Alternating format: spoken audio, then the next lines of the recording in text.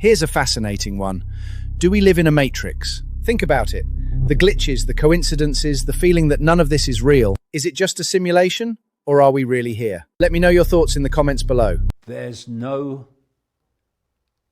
question about the most important area I've researched. It's the nature of reality, and it's the nature of the self, the I. You imagine playing a game when you don't know what the rules are. You don't know the nature of the game. You don't know how it's played. You don't know anything about the game. And yet those that are seeking to manipulate you know all about the game. They know the rules, they know how reality works. They just don't want you to know. So we have two worlds in one world. We have the world of this global cult, this global network of secret societies, and advanced knowledge about, not least, the nature of reality is passed on through the levels of the global cult, and really the real knowledge, the inner circle, not Bill and Joe down the lodge. And the same cult that passes on this advanced knowledge of reality and so much more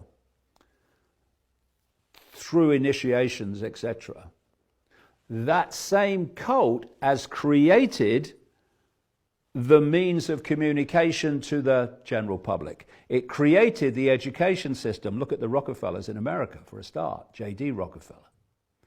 It owns the global media. It's moved in massively on much of the alternative media, actually, especially since COVID. And so you've got this cult, it's passing on advanced information within its closed area of initiations, and it's created the sources of information that the target population get. So what it does is, while it's passing over advanced information here, it's programming the target population with a very squeezed sense of the possible. And if you can squeeze someone's sense of the possible, you've basically got them. Because when people like me come along and saying they're doing this and this is how they're doing it, then people with that squeezed sense of the possible say, that's not possible, that's ridiculous, that is. You're mad, mate. And so you've got advanced information passed on here, information passed on here only enough so that they can serve this, not so that they suss what this is and what it's doing. And so what I've been doing now coming into my 36th year is, among everything else, researching the nature of reality itself and the nature of the I. And you realize that we are living a phantom self, a phantom version of who we are. You know, you ask people who they are, and they'll give you their name, they'll give you maybe their job, their place of birth or location. They'll give you all these labels of what? A human. And yet human is merely a ridiculously brief experience within this, what is actually just a tiny band of frequency we call the human world. What we are is consciousness. In the end, formless consciousness, a state of awareness. Who are we? What's the ultimate I? A state of being aware. The question is, how aware? Infinitely aware? Or Bill down the call center aware? who never thinks beyond the program. They're both states of awareness, but they are vastly, vastly different. Now, this cult wants the population there, with a squeezed sense of the possible. And that's why it controls the sources of information. In fact, we are not human in the sense of the ultimate I. Human is merely an experience that consciousness is briefly having. But if you can, and they have, convince people that what they are briefly experiencing is actually who they are, you got them. So they want you to believe that we're just a cosmic accident that lives a few years and then ceases to exist, or, just as good to them, that we are subordinate to some judgmental God who is furious if we don't do what he says, and gives us one life that lasts a few seconds or 100 years, on which we are then judged for eternity. Either way, we're down here, subordinate to what's up there, symbolically. And so, appreciating, researching that, to appreciate that this is a simulation, very much akin to the Matrix in the Matrix movies. It's a fake reality. And we are supposed to believe this fake reality is real. It's like putting a headset on in a virtual reality game and believing it's real. Now, that's what people do. You go on the internet and see some of these compilations of people with headsets on. They're in a room, normal. They put a headset on. Suddenly, they're screaming, they're jumping around, they're falling over. Why?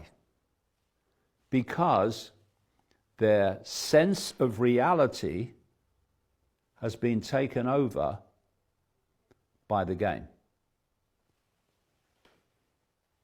I've just described the human plight. Our sense of reality has been taken over by this simulated reality we think is real when it's not. And so what that does, and I'll go into this more in other videos, is you start to realize that this global cult is not in and of itself. It's serving its own master. And that master exists in another dimension of reality, very close to this one, but outside of the realm of the senses to see and be aware of. And so human control is not coming from the cult, it's coming through the cult. Where it's coming from is another dimension of reality. But you squeeze the sense of the possible of your target population, and they'll laugh in the face of those that say, this reality, this world, this control is not what it seems. It's very different in the way it plays out and from where it comes, then people, even those aware of some conspiracy, even greater, far greater than what they perceive. And as long as we are in the game and of the game, as long as we don't understand the game and the nature of how it works, then you can be aware of the political manipulation and the financial manipulation and still basically be in a prison cell that's slightly bigger than those that don't believe in anything, but it's still a prison cell. And it's time to break out by realizing the true nature of the I, which is consciousness, awareness, a state of being aware. These are just vehicles to experience this band of frequency. Because if I tried to interact with this reality, with my consciousness, well, I couldn't directly, because my consciousness is of a completely different frequency to this reality we call the material world, which is very different to what it seems to be, beyond belief different. But by taking on an external shell, which is operating in the same frequency band as that I want to interact with, then I can interact with it. I can pick up a cup, pick up a glass, drive a car. But that's not the true I. That's the vehicle for the true I. The true I is simply a state of being aware. Question is, how aware? And here we reach the very foundation of the global conspiracy, of human control, to contract the awareness and perceptions of the target population to the point where they are not aware, that even they're being controlled in many examples, but certainly unaware of how it all works.